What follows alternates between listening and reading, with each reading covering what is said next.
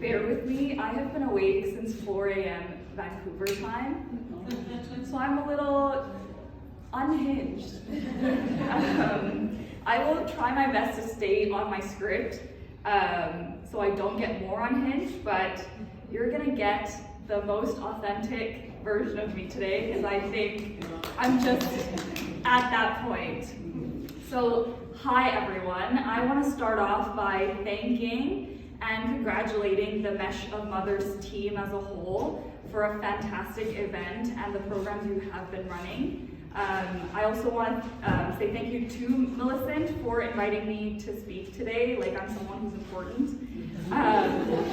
Also, thank you in advance for listening to me, and I hope that you will take just something away from what I have to say.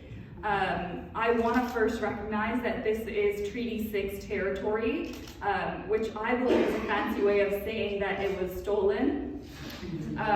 It is home to many Indigenous peoples, including but not limited to the Cree, Dene, Stoney, Anishinaabe, Blackfoot, and the Métis people.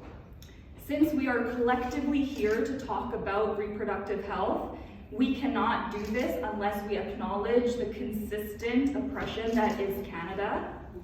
The reason that I do this, obviously as you can tell, I look the way I do. So I am native to South India. My family comes from Kanyakumari.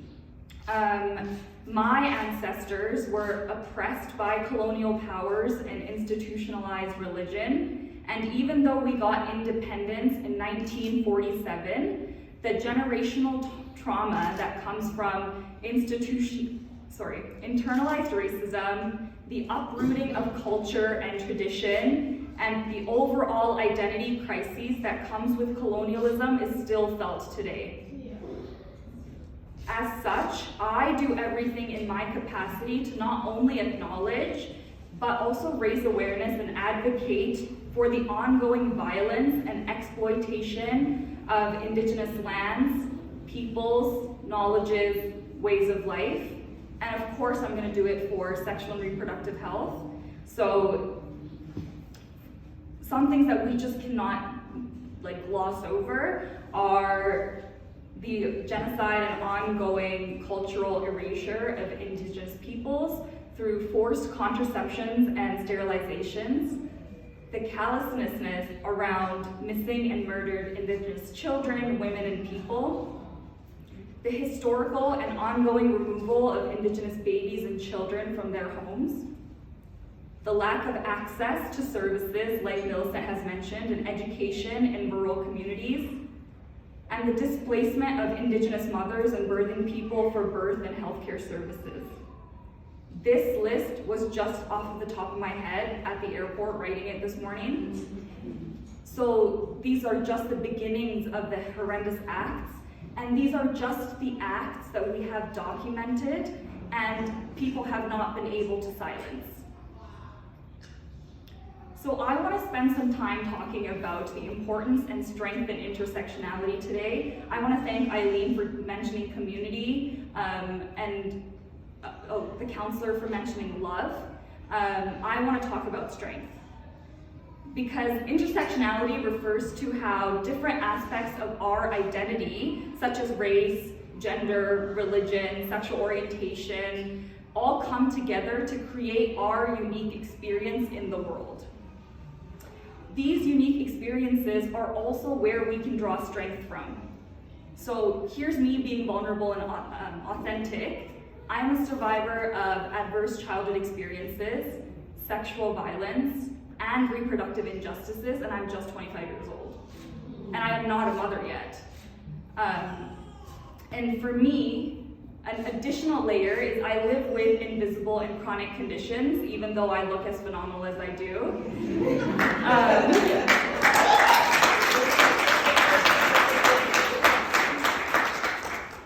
So all of this combined has fueled my passion for change. I feel like Millicent and I are like multiverse versions of ourselves. If you've ever watched Spider-Verse, I refuse to let others suffer in silence as I have. And that's what pushed me to start Orukuti community, we've talked about the importance of language-specific resources. So I do my best to do most of my education in Tamil, and then I will do English translations, because I want to reach the populations that might not get this education otherwise. And if someone like me, speaking in my language, can talk about sex, then anyone can do it. Come on. So now I am a trained supporter of sexual violence survivors. I'm a certified sexual health educator and a trained full spectrum doula. If you at all have a good, you don't care about talking about sex or reproduction and you can say vulva without cringing, please consider becoming a sexual health educator and doula. We need more people who look like us so we can go back on the database. So right now, I not only do Tamil English service, I do virtual and in-person education, whether it be sexual health education or science communication, because I have studied biology and psychology. And my favorite students and clients are those who are juggling all these identities, for example, immigrant, refugee, student, and are also trying to navigate their sexuality, fertility, pregnancy, labor and birth, postpartum, and also abortion and infant loss. I have been doing this work, I'm sure many of you are, unofficially since I was 13 years old, as cousin, auntie, and now I'm just doing it officially. I have a name for it and I have some training for it. I know all of you are doing it without the name for it. So also recognize that. Recognize the strength and the work that you are putting in. Because of my life experiences and the intersectionality that I have, I like to say that I support everyone through a feminist, anti-oppressive, and trauma-informed lens, while I balance and ensure my work is rooted in science, accessibility, and inclusivity. I will be the biggest pro-choice ally in the room. I will be the biggest queer ally in the room. I will not gatekeep anything because I know that my ancestors were held back from doing things just because of their color and just because of their religion at that time. I will not perpetuate that bullshit.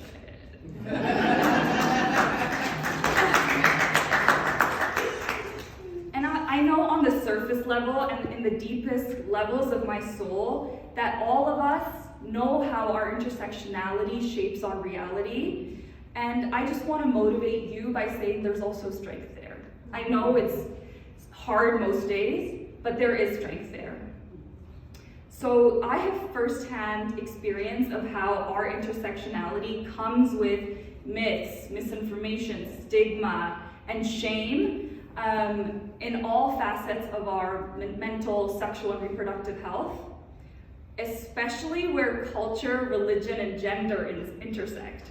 For example, I've been told as like a good Christian girl, you should do this and that and the other thing. And I've had to really unravel what it means for me to be a Christian and a South Indian and an immigrant citizen on this land, because it's so confusing.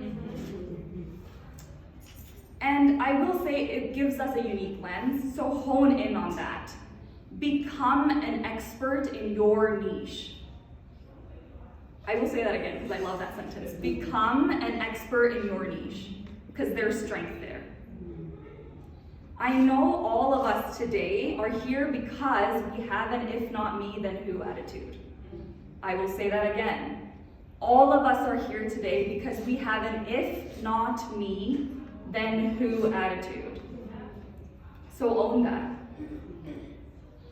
I will say I have found work in an intersection and a niche that sometimes is isolating. I'm in Vancouver. Most of the doulas are white. They come from certain life experiences that I don't relate to.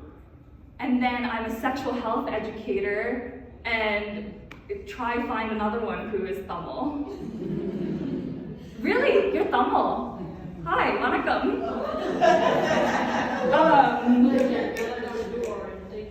It's okay, you're on your way.